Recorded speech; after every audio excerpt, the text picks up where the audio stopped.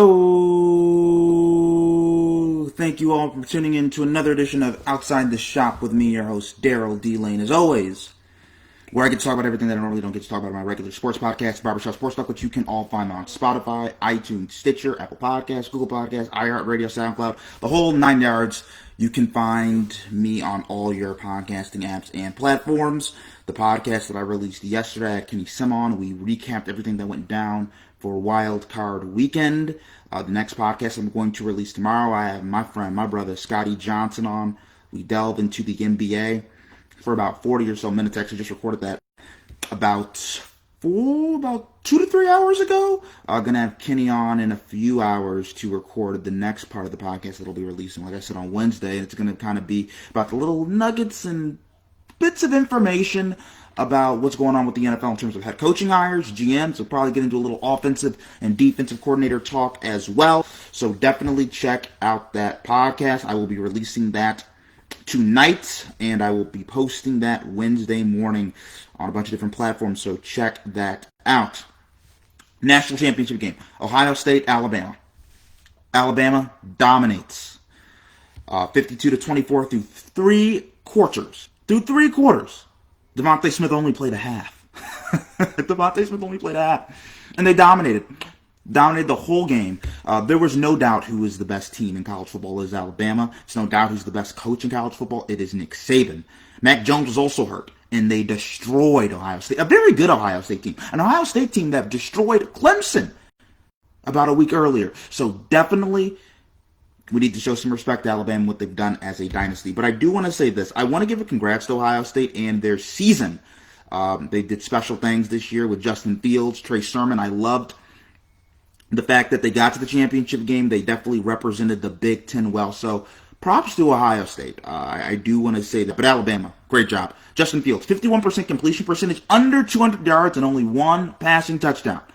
Nick Saban, greatest defensive coach in college football history. That is up for no debate. But I do think it was fitting that we had a SEC team.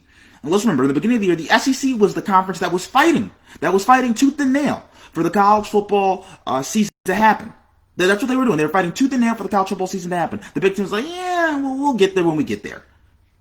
And the SEC destroyed the Big Ten. I also think this game kind of ended any debate that people might have of who is the best conference in college football. What is the best conference? Is it the SEC or is it the Big Ten? Is it the ACC? Is it the Big 12? I mean, nobody's talking about the Pac-12. They're just like god-awful. But who is the best conference in college football? Alabama's been the best team. You want to know their two closest games of the year?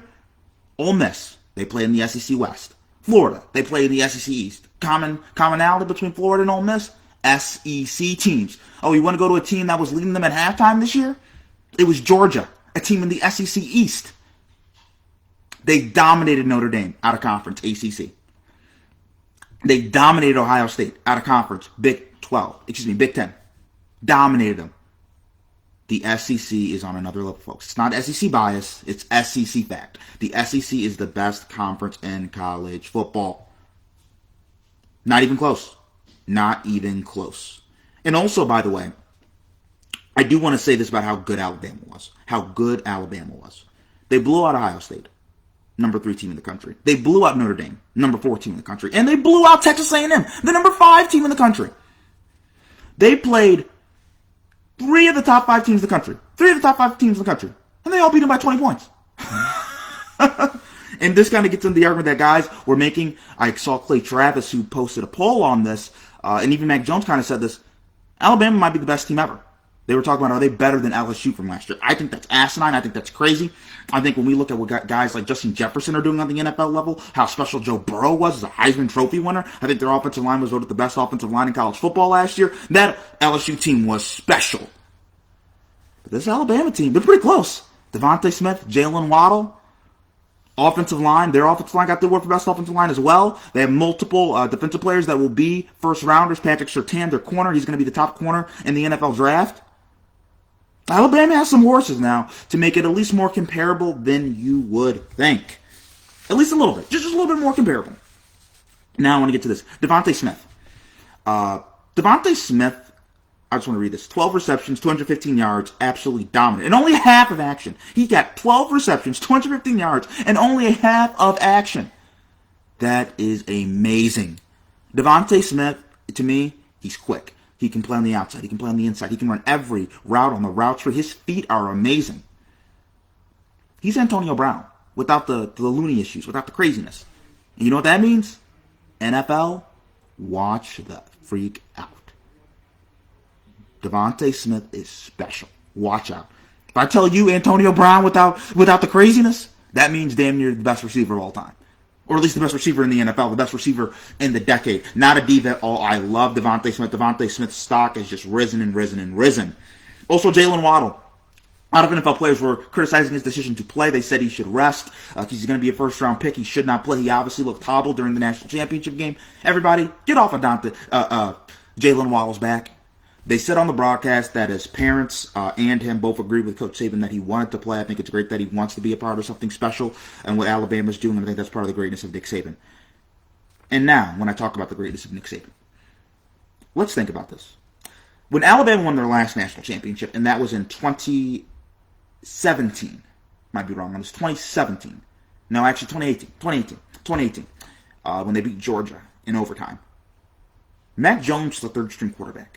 Devonta Smith was like the fourth-string wide receiver. He was definitely the third best wide receiver on his team last year. That's how good Alabama is. That's how special Alabama is. They just recycle these guys. Nick Saban is the best recruiter in the country. Not only is he the best coach, X's and O's, he's the best recruiter. 7 national championships for Nick Saban. This puts him in the class of guys like OBrien, who has 6. Regarded as the greatest coach of all time in college football, OBrien had 6. John Wooden, UCLA head coach, 10 championships. Pat Summitt from Tennessee, 8. Nick Saban, 7. He's put himself in some special tiers, some special categories, a special pantheon that not many coaches can ever say they've reached. Props to Nick Saban. And also, I think, really interesting what was said. Jalen Hurts. Now, for those of you who don't know, Jalen Hurts and Nick Saban had kind of maybe a mini falling out, some people would say, because Jalen Hurts was replaced by Tua Tagovailoa. Jalen Hurts ended up transferring to Oklahoma. Now, he plays in Philadelphia right now. He's from Texas. He's at the game in Miami, in Florida. He's at the game supporting Nick Saban in Alabama. He has no affiliation. He has no affiliation with Ohio State. He's there for Alabama. And that tells you something. A player that has moved on, that is a couple years removed from being in Alabama, and Jalen Hurts, because he's from Texas. He lives in Philadelphia because he just got done playing. That doesn't intersect with Miami and Florida. He's there because he respects Coach Saban. He respects the program. And that just emphasizes what Nick Saban has built in Alabama. That you can get a kid like that to come back who didn't even graduate from your program. And he still wants to come back because he has that much aura, that much regard for the program. That's some special stuff. That is some special stuff. Nick Saban has changed the game. He went from being run the ball, cloud of dust, defense, to up-tempo, to Tua Tagovailoa, to Mac Jones, all these quarterbacks that can deliver throws all the way down the field. He's changed the game. Props to adaptability. The best ability, adaptability, right?